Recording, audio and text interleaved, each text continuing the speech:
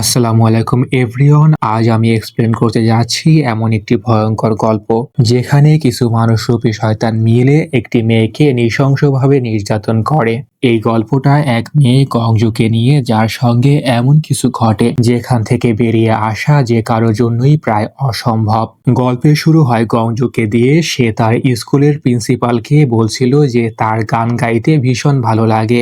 আশেপাশে আরো অনেক শিক্ষক ছিলেন। কোনো এক কারণে গংজুকে এই স্কুলে থেকে অন্য স্কুলে ট্রান্সফার করা হচ্ছিল। গংজু বাড়িতে এসে নিজের জিনিসপত্র গোছাতে থাকে, কিন্তু তাকে সাহায্য করার মতো কেউই ছিল না। তখন তার পুরানো স্কুলের শিক্ষক লি তাকে সাহায্য করে। এরপর ভ্রমণ করে গংজু নতুন শহরে পৌঁছে যায়। সে তার নতুন স্কুলে যায়, যেখানে প্রিন্সিপাল তার আগের স্কুলের প্রিন্সিপালের বন্ধু ছিলেন। এরপর শিক্ষক লি গংজুকে একটি ফোন দিয়ে বলে, আমার আর তোমার বাবার ফোন ছাড়া আর কারো ফোন ধরবে না। চাইলে তোমার বাবার কলও না ধরতে পারো। তিনি আরো বলেন, যতদিন না তোমার থাকার জন্য আলাদা জায়গা হচ্ছে ততদিন তুমি আমার মায়ের সঙ্গেই থাকতে পারো। তিনি এই শহরেই থাকেন। লি তাকে আশ্বস্ত করে বলেন, ভয় পেও না, তুমি কিছুই ভুল করনি। কোর্ট সব সামলাচ্ছে। মিডিয়ার কানে যেন কিছুই না যায়, সবাই সেই চেষ্টাই করছে। এরপর লি তার মায়ের সঙ্গে কথা বলে। শুরুতে তার মা রাজি হয় না। তার মনে হয় গংজু কোনো খারাপ মেয়ে, কিন্তু পরে তিনি রাজি হয়ে যায়। তবে শর্ত থাকে, গংজু মাত্র 7 দিন এখানে থাকতে পারবে। একদিন বাথরুম থেকে বের হওয়ার সময় গংজু লি আর তার মায়ের কথা শুনতে পায়। লি জিজ্ঞেস করছিল, এই বয়সে তুমি কি সত্যি বিয়ে করবে, তাও আবার এমন একজন মানুষের সঙ্গে যে আগে থেকেই বিবাহিত? তার মা বলে, হ্যাঁ আমি বিয়ে করব, এবং সে একজন পুলিশ চিফ। সে আমার দেখাশোনা করার প্রতিশ্রুতি দিয়েছে। এই সব কথা শুনে গংজু চুপচাপ নিজের ঘরে চলে যায়। সেই ফোন দিয়েই সে তার মাকে কল করে, যিনি এই শহরেই থাকতেন। আসলে বহু বছর আগে গংজুর মা তাকে আর তার বাবাকে ছেড়ে চলে গিয়েছিল এবং এই শহরে এসে থাকতে শুরু করেন। গংজু তার মায়ের সঙ্গে দেখা করতে চায়, কিন্তু নম্বরটি বন্ধ থাকে। এতে গংজু ভীষণ কষ্ট পায়। পরদিন গংজু নতুন স্কুলে যায়। তার শিক্ষিকা পুরো ক্লাসে তাকে পরিচয় করিয়ে দেয়। স্কুল শেষে গংজু একটি ফর্ম পূরণ করে, কারণ সে সাঁতার শিখতে চায়। সেখানে সে এক মহিলাকে জিজ্ঞাসা করে, আমার শরীরে যদি ক্ষত থাকে তাহলে কি আমি সাঁতার শিখতে পারবো না? মহিলা বলেন, তোমাকে ডাক্তার দেখাতে হবে। এতে গংজু ভীষণ ভয় পেয়ে যায়। সে জিজ্ঞাসা করে, ডাক্তার কি পুরুষ? মহিলা বলে, না, এখানে মহিলা ডাক্তার আছে। কিন্তু কথাটা ছিল মিথ্যা। গংজুকে এক পুরুষ ডাক্তার পরীক্ষা করে। তিনি গংজুর প্রাইভেট পার্ট পরীক্ষা করেন, আর এতে গংজুর ভেতরে ভেতরে আতঙ্কে কেঁপে ওঠে। এরপর গংজু একটি সাইবার ক্যাফেতে যায় নিজের মায়ের ঠিকানা খুঁজতে, কিন্তু সেখানে কিছু ছেলে জোরে জোরে গেম খেলছিল আর চিৎকার করছিল।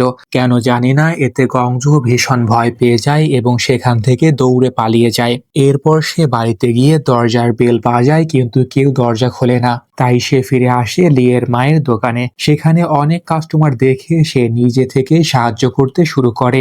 লির মা তাকে খেতে দেন এবং বলেন, তোমার বাবা তোমার থাকা খাওয়ার টাকা আমাকে দিচ্ছে, তাই তুমি এখানে থাকতে পারো। কিন্তু সত্যি করে বলো তো, তুমি কোনো ভুল কাজ করনি তো?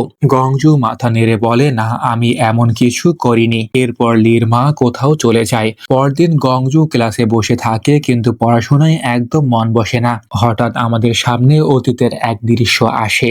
গংজু একটি পুলিশ স্টেশনে বসে আছে। পুলিশ অফিসার তাকে বলছে, একজন মারা গেছে। এবার তুমি তো অন্তত সত্যি কথাটা বলো। গংজু ভয়ে ভয়ে কাঁপতে কাঁপতে বলে, প্লিজ আমাকে এখান থেকে যেতে দিন। এরপর আরো আগের একটি দৃশ্য দেখা যায়। গংজু একটি দোকানে কাজ করছিল। দোকানের মালিক তাড়াতাড়ি চলে যাওয়ার পর তার ছেলে সেখানে আসে। তার শরীরে আঘাত ছিল।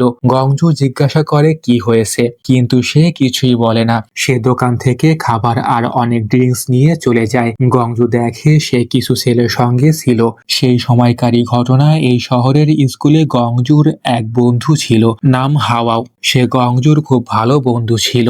গংজু তার বাবার সঙ্গে থাকতো, কিন্তু তার বাবা ছিলেন মদখোর, প্রায়ই বাড়িতে ফিরতেন না। হাওয়াও বলে, আজ আমি তোমার বাড়িতে আসব এবং ডংচুকেও নিয়ে আসব। গঞ্জু রাজি হয় না, কারণ ডংশু সেই দোকানদারের ছেলে যে মনে মনে তাকে ভালোবাসতো। এইসব ছিল অতীতের কথা। বর্তমানে গংজু নতুন স্কুলে দেখে কিছু মেয়ে মিউজিক রুমে গান গাইছে। গংজুর গান খুব পছন্দ, তাই সে দাঁড়িয়ে শুনতে থাকে। হঠাৎ তাদের একজন গংজুকে দেখে ফেলে। গংজু সঙ্গে সঙ্গে সেখান থেকে পালিয়ে যায়। এরপর গংজু সাঁতার শেখা শুরু করে। নতুন শহরে আসার পর থেকেই সে কেন জানি না সাঁতার শিখতে চাইছিল, কিন্তু পুরুষ ট্রেনার দেখে সে একটু অস্বস্তি বোধ করে। একদিন ফিরে এসে দেখে লিয়ের মায়ের দোকান বন্ধ। সে ভিতরে উকি দিয়ে দেখে লিয়ের মা সেই পুলিশ চিফের সঙ্গে আনন্দ করছে। এরপর একদিন সেই মেয়েটি যে মিউজিক রুমে গংজুকে দেখেছিল আবার গংজুকে দেখে, যখন গংজু গান গাইছিল। গংজুর কণ্ঠ শুনে সে ভীষণ মুগ্ধ হয়ে যায়। সে গংজুর গান রেকর্ড করতে শুরু করে। পরে গংজুর সঙ্গে দেখা করে তাকে রেকর্ডিং শোনায় এবং অনেক প্রশংসা করে। সে বলে, তুমি কি আমাদের মিউজিক গ্রুপে জয়েন করবে? কিন্তু গংজু ভীষণ রেগে যায়। সে বলে, এই রেকর্ডিংটা এখনই ডিলিট করো, না হলে আমি তোমার বিরুদ্ধে মামলা করব। এই কথা বলে সে সেখান থেকে চলে যায়। ঠিক তখনই গংজু তাকে থামিয়ে জিজ্ঞাসা করে, এই ফোনটা দিয়ে কি আমি ইন্টারনেট ব্যবহার করতে পারবো? এরপর সেই মেয়েটির ফোন থেকেই গংজু তার মায়ের ঠিকানা বের করে এবং তার সঙ্গেই মাকে দেখতে যাওয়ার সিদ্ধান্ত নেয়। স্টেশনে পৌঁছে গংজু তাকে বলে, এখান থেকে আমি একাই যাব। এরপর গংজু তার মাকে দেখতে পায়। তিনি আনন্দের সঙ্গে একটি দোকানে কাজ করছিলেন। মাকে দেখে গংজুর মুখে একটুখানি হাসি ফুটে ওঠে, কিন্তু সেই মহিলা নিজের মেয়েকে দেখে একটুও খুশি হয় না। তিনি ঠান্ডা গলায় জিজ্ঞাসা করে, তুমি এখানে কি করছো? গংজু বলে, 3 বছর আগে আপনি আমাদের ছেড়ে চলে গিয়েছিলেন। তারপর থেকে একবারও আমাদেরকে দেখতে আসেননি। আমার শুধু আপনার কথা মনে পড়ছিল, তাই আমি চলে এসেছি। তার মা বসে পড়ে বলে, তোমাকে দেখে ভালো লাগছে। গংজু জিজ্ঞাসা করে, আপনি আপনার নম্বর কেন বন্ধ করে দিয়েছেন? তিনি বলে, আমি নতুন ফোন কিনেছিলাম। এরপর গংজু তাকে সব বলে দেয়। সে এই শহরে ট্রান্সফার হয়েছে এবং এখন তার পুরনো শিক্ষকের বাড়িতে থাকছে। কিন্তু সব শুনেও তার মা নিষ্ঠুরভাবে বলে, দেখো মা, আমি কোনোভাবেই তোমাকে সাহায্য করতে পারবো না। দ্বিতীয়বার বিয়ে করার পরও আমার অবস্থা ভালো নেই, তাই দয়া করে আমাকে এখানে ছেড়ে দিয়ে একা চলে যাও। গংজু কাপা গলায় বলে, আমার শুধু আপনার কথা মনে পড়ছিল, আমি আপনাকে দেখতে চেয়েছিলাম। এই কথা শুনে তার মা শুধু ক্ষমা চায়। ঠিক তখনই তার নতুন স্বামী সেখানে এসে যায়। সে নিজের মেয়েকে ফেলে রেখে তার স্বামীর কাছে চলে যায়। এই দৃশ্য দেখে গংজুর বুক ভেঙে যায়। এরপর গংজুর আগে সেই মেয়েটির কাছে যায় এবং বলে, তুমি আমার কথা কেন শোনোনি? কেন তুমি এমনটা করলে? কেন তুমি পিছু নিয়ে আমাদের কথা শুনেছো? রাগে ফেটে পড়ে গংজু সেখান থেকে চলে যায়। এরপর সে তার পুরনো বন্ধু হাওয়াওকে দেখতে পায়। সে তার সঙ্গে কথা বলার চেষ্টা করছিল, কিন্তু গংজু তখনও ভীষণ রেগেছিল।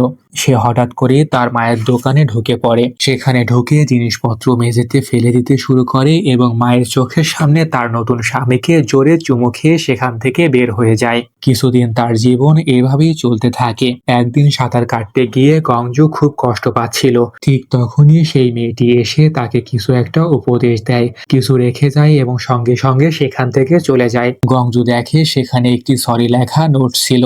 এরপর গংজুর কাছে এক অচেনা লোকের ফোন আসে। সে বলে, আমরা আপনার সঙ্গে দেখা করতে চাই, আপনি কি গংজু? কিন্তু গংজু কিছুই বলে না। ঠিক তখনই অতীতের একটি দৃশ্য দেখানো হয়। একদিন হাওয়াও আর ডংসু দুইজনে গংজুর বাড়িতে এসেছিল। ডংসু আবারও সেই ছেলেদের হাতে মার খেয়েছিল।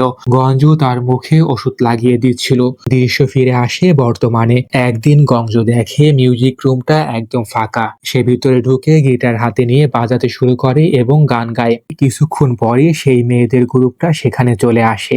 গংজুর কণ্ঠে গান শুনে তারা বাইরে দাঁড়িয়ে থেমে যায় এবং মুগ্ধ হয়ে শুনতে থাকে। একজন মেয়ে পুরো ঘটনাটা রেকর্ড করতে শুরু করে, কিন্তু গংজু তাদের দেখে সঙ্গে সঙ্গে সেখান থেকে চলে যায়। মেয়েগুলো গংজুর পিছু নেয় এবং বলে, তুমি এত সুন্দর গান গাইতে কোথা থেকে শিখেছো? একজন বলে, তোমার কণ্ঠ যেন গভীর কষ্ট লুকিয়ে আছে, মনে হয় তুমি নিজেই অনেক কিছু সহ্য করেছো। গংজু কিছুই বলে না। বাড়ি ফিরে এসে গংজু দেখে কয়েকজন মহিলা লির মাকে মারধর করছে। কারণ পুলিশ চিফের স্ত্রী জানতে পেরেছিল তার স্বামীর সঙ্গে এই মহিলার সম্পর্ক আছে। গংজু পুলিশকে ফোন করতে চায়, কিন্তু সে দেখে সেই পুলিশ চিফ নিজেই ঘটনাস্থল থেকে পালিয়ে যাচ্ছে। রাতে গংজু নিজের জিনিসপত্র গুছিয়ে ফেলে, কারণ এক সপ্তাহ পূর্ণ হয়ে গেছে। ঠিক তখনই সে লির মায়ের কান্নার শব্দ শুনতে পায়। গংজু তার কাছে যায়, কথা বলে এবং তার ক্ষত স্থানে ওষুধ লাগিয়ে দেয়। লির মা কাঁদতে কাঁদতে বলে, যদি তুমি চলে যাওয়ার কথা ভেবে থাকো তাহলে যেও না। আমি জানি না তুমি কি করেছো, কিন্তু যতদিন ইচ্ছে তুমি এখানে থাকতে পারো। এই কথার মাঝেই পুলিশ চিফ বারবার ফোন করতে থাকে। লির মা ইচ্ছে করেই ফোন ধরে না, তাকে কষ্ট দিতে চায়। অবশেষে পুলিশ চিফ বাড়ির বাইরে এসে পড়ে। অনেক অনুরোধ করে বলে, আমি প্রতিশ্রুতি দিচ্ছি আমি আমার স্ত্রীকে ডিভোর্স দিয়ে দেব, দয়া করে আমাকে ছেড়ে যেও না। শেষ পর্যন্ত লিয়ের মা রাজি হয়ে যায়। এই সবকিছু গংজু চুপচাপ দেখছিল। সে আবারও নিজের জিনিসপত্র খুলে রাখে। এরপর গংজু ধীরে ধীরে সেই মহিলার সঙ্গে মিশে যায়। তার জীবন আবারও একটু সুন্দর হতে শুরু করে। সে আনন্দ পেতে শুরু করে। একদিন পুলিশ চিফ লির সঙ্গে দেখা করে বলে সে তার মাকে বিয়ে করবেন এবং তার দায়িত্ব নেবে। লি এই কথায় একদমই পছন্দ করে না, কিন্তু তার কিছুই করার থাকে না। এরপর লি গংজুর সঙ্গে কথা বলে জানায় ওই কেসে জড়িত সব ছেলেকেই দোষী প্রমাণ করা হয়েছে। তাদের বাবা মা আপিল করতে চাইলেও প্রমাণ থাকার কারণে কিছুই করতে পারছে না। লি আরো বলে, তোমার কি ডংসুর কথা মনে আছে? সে অভিযোগ স্বীকার করেনি। সে বলেছে বাধ্য হয়ে তাকে এসব করতে হয়েছিল, কিন্তু এখন সব শেষ, এটা তুমি ভুলে যাও। ঠিক তখনই সামনে আসে এক ভয়াবহ সত্য। দেখানো হয় একের পর এক 43 জন ছেলে গংশুকে ধর্ষণ করেছিল। তাকে নৃশংসভাবে গ্যাং রেপ করা হয়েছিল। এরপর ক্লাসে গংজু তার পুরনো বন্ধু হাওয়াকে দেখে। যে কোনো কারণে কাঁদছিল। গংজু নিজেও যেন হারিয়ে গিয়েছিল। ঠিক তখনই সেই মেয়েটি এসে গংজুকে তার ভিডিও দেখায় এবং বলে, আমরা এই ভিডিওটা একটি এজেন্সিতে পাঠিয়েছিলাম, তারা তোমার সঙ্গে দেখা করতে চায়। গংজু রেগে গিয়ে জিজ্ঞাসা করে, তুমি কি এটা ইন্টারনেটে দিয়েছো? সে বলে, না, আমরা শুধু ইমেল করেছি। এমন সুযোগ খুব কম মানুষই পায়। রাগে গংজু সেখান থেকে চলে যায়। তারা তার পিছু নিয়ে বোঝানোর চেষ্টা করে অনেক মানুষ এটা করতে চায় কিন্তু সুযোগ পায় না। কিন্তু গংজু বলে, আমি এসব করতে চাই না। সে আবার জিজ্ঞাসা করে, তোমার সঙ্গে আসলে কি হয়েছে? তুমি এত অদ্ভুত কেন? মেয়েটির গংজুকে ভালো লেগে যায়। শেষ পর্যন্ত সে কোনোভাবে গংজুকে গান গাইতে রাজি করায়। এদিকে গংজু লির মায়ের সঙ্গে ধীরে ধীরে খুব আপন হয়ে যায়। গোসলের সময় সে তার পিঠে তেল মালিশ করে দেয়। এরপর সেই মেয়েটি গংজুর বাড়িতে আসে। তাদের মধ্যে গভীর বন্ধুত্ব তৈরি হয়। সে গংজুর মেকআপ করে এবং হেসে জিজ্ঞাসা করে, তুমি কি কখনো কাউকে চুমু খেয়েছো? গংজু কোনো উত্তর দেয় না। এতে ইউনি অর্থাৎ ওই মেয়েটা বুঝে যায় গংজু কাউকে চুমু খেয়েছে। সে কৌতূহল নিয়ে জিজ্ঞাসা করে, একবার নাকি অনেকবার? গংজু যখন উত্তর দেয় সে বলে 43 বার চুমু খেয়েছি। তখন ইউনি আকাশ থেকে পড়ে। কিন্তু গংজু বলে যে তারা মানুষ ছিল না, তারা ছিল মানুষরূপী শয়তান। এই কথাটি ইউনির কাছে খুব অদ্ভুত লাগে। সে ঠিক বুঝতে পারে না এর গভীরতা কতটুকু। এরপর তারা দুইজন হাসি ঠাট্টায় মেতে ওঠে। ইউনি গংজুর গান গাওয়ার একটি ভিডিও রেকর্ড করে। ঠিক তখনই গংজুর বাবার কল আসে। তিনি এই শহরে এসেছেন এবং তার সঙ্গে দেখা করতে চান। গংজু তড়িঘড়ি করে রেস্টুরেন্টে তার বাবার সাথে দেখা করতে যায়, কিন্তু সেখানে গিয়ে দেখে তার বাবা প্রচন্ড নেশাগ্রস্ত অবস্থায় আছেন। তিনি কিছু কাগজ বের করে গংজুকে একটি জায়গায় সই করতে বলেন। গংজু সরল বিশ্বাসে কিছু না জিজ্ঞাসা করেই সই করে দেয়। এরপর তার বাবা টলতে টলতে সেখান থেকে চলে যায়, যেন নিজের মেয়ের প্রতি তার বিন্দুমাত্র কোনো দুশ্চিন্তা বা ভালোবাসা অবশিষ্ট নেই। একদিন গংজু লির মাকে পুলিশ চিফের সঙ্গে দেখতে পায়। সে নিঃশব্দে বাড়ি থেকে বের হয়ে যায় এবং সুইমিং পুলে গিয়ে ট্রেনিং করতে থাকে। হঠাৎ এক অদ্ভুত আওয়াজ শুনে সে আতঙ্কিত হয়ে পড়ে। ঠিক তখনই কাহিনী অতীতের স্মৃতিতে ফিরে যায়। অতীতের সেই বিভীষিকাময় দিন। একদিন গংজু বাড়ি ফিরে দেখে সেখানে অনেকগুলো ছেলে বসে আছে। তার বান্ধবী হাওয়াও জানায় যে সে ডংসুর সাথে এই ছেলেদের বন্ধুত্ব করিয়ে দিতে চায়, যাতে তারা আর ডংসুকে নির্যাতন না করে। কিন্তু সেই ছেলেরা হাওয়াওকে জোর করে মদ খাইয়ে তার আপত্তিকর ছবি তুলতে শুরু করে। হাওয়াও কোনো মতে নিজেকে সামলে অন্য রুমে চলে যায়। গংজু এই অন্যায় দেখে লাইট জ্বালিয়ে দেয় এবং ছেলেদের বেরিয়ে যেতে বলে। সে তাদের হুমকি দেয় ডংসুকে ছেড়ে দেওয়ার জন্য, কিন্তু উল্টে একটি ছেলে তাকে শাসাতে থাকে এবং তার চোখের সামনে ডংসুকে মারধর করতে শুরু করে। নিরুপায় হয়ে গংজু পুলিশকে ফোন করে সব জানায়, কিন্তু একটি ছেলে তার হাত থেকে ফোন কেড়ে নিয়ে পুলিশকে বলে, আমি ইন্সপেক্টরের ছেলে বলছি, আমার বান্ধবী মজা করছিল, আপনাদের আসার কোনো দরকার নেই। এরপর আবার দৃশ্য ফিরে আসে বর্তমানে। ইউনির এক বন্ধু গংজুকে জিজ্ঞাসা করে, তোমার স্বপ্ন কি? গংজু জানায় সে সাঁতার শিখতে চায়, কারণ তাকে অন্তত 25 মিটার সাঁতার কাটতে হবে। এই অদ্ভুত স্বপ্নের কথা শুনে সবাই অবাক হয়ে যায়। এর মাঝেই লি গংজুকে কল করে জিজ্ঞাসা করে, তোমার বাবা কি কোনো কাগজে তোমার সই করিয়ে নিয়েছে? গংজু হ্যাঁ বলতে লি তাকে বলেন যে না দেখে তোমার সই করা একদমই ঠিক হয়নি। তুমি কি জানো তোমার বাবা তোমার কোন কাগজে সই করিয়ে নিয়েছেন? আসলে এইগুলো ছিল সেই ধর্ষক ছেলেদের ক্ষমা করে দেওয়ার পিটিশন পেপার। গংজু যখন বুঝতে পারে তার নিজের বাবা টাকার বিনিময়ে ওই অপরাধীদের মুক্তির পথ করে দিয়েছেন, তখন তার পৃথিবী উলটপালট হয়ে যায়। সে বাবাকে ফোন করার চেষ্টা করে, কিন্তু তিনি ফোন ধরে না। এর মধ্যেই অজানা নাম্বার থেকে তাকে উত্ত্যক্ত করার কল আসতে শুরু করে। অন্যদিকে ইউনি গংজুর ভিডিও ইন্টারনেটে আপলোড করে দেয় যাতে সে ফ্যান ফলোয়িং পায়, কিন্তু গংজু এতে প্রচন্ড রেগে যায়। সে নিজেকে লুকিয়ে রাখতে চেয়েছিল, কিন্তু তখন সে সবার সামনে চলে এসেছে। এটা নিয়ে বান্ধবীদের সাথে তার ঝগড়া হয় এবং সে সেখান থেকে চলে যায়। পরদিন ক্লাসে বসে গংজু যখন ইউনির জন্য একটি সরি নোট লিখছিল, তখনই এক নাটকীয় মোড় আসে। এক ব্যক্তি তাকে দেখে ফেলে এবং চিৎকার করে অন্যদের ডাকে। অনেকগুলো লোক ঢুকে পড়ে গংজুকে পিটিশন পেপারে সই করার জন্য চাপ দিতে থাকে। এরা সবাই ছিল সেই ছেলে মেয়েদের বাবা মা যারা গংজুর সাথে জঘন্য অপরাধ করেছিল। সে কোনো মতে নিজেকে একটি রুমে আটকে ফেলে কান্নায় ভেঙে পড়ে। সেই কালো রাতের আসল সত্য হলো ছেলেরা সেদিন রাতে চলে যায়নি। তারা ডংসুকে বাধ্য করেছিল গংজুর ড্রিঙ্কসে নেশার ওষুধ মিশিয়ে দিতে। নেশাগ্রস্ত অবস্থায় গংজু যখন অচেতন, তখন ওই ছেলেরা গরিলার মুখোশ পরে একের পর এক একে একে তার সাথে খারাপ কাজ করে। এমনকি তারা ডংসুকেও মুখোশ পরিয়ে সেই ঘরে পাঠিয়ে দেয়। একই রাতে তারা হাওয়াকেও পাশবিকভাবে নির্যাতন করেছিল। যখন ডংসুর বাবা সেখানে পৌঁছায়, তিনি অসহায় মেয়ে দুটিকে বাঁচানোর বদলে কেবল নিজের ছেলেকে নিয়েই সেখান থেকে পালিয়ে যায়। এই অপমানে ও যন্ত্রণায় গংজুর বান্ধবী হাওয়াও ব্রিজ থেকে ঝাঁপ দিয়ে আত্মহত্যা করেছিল। পুলিশ তদন্তে গংজু সব সত্য কথা বলে দিয়েছিল, যার ফলে ওই ছেলেরা ধরা পড়েছিল এবং সেই কারণেই তাকে স্কুল বদলাতে হয়েছিল। কিন্তু সিনেমার শেষে দেখা যায় যে অপরাধীদের শাস্তি হওয়ার নিশ্চিত ছিল। গংজু নিজের বাবার টাকার লোভের কারণেই তারা মুক্তি পেয়ে যায়।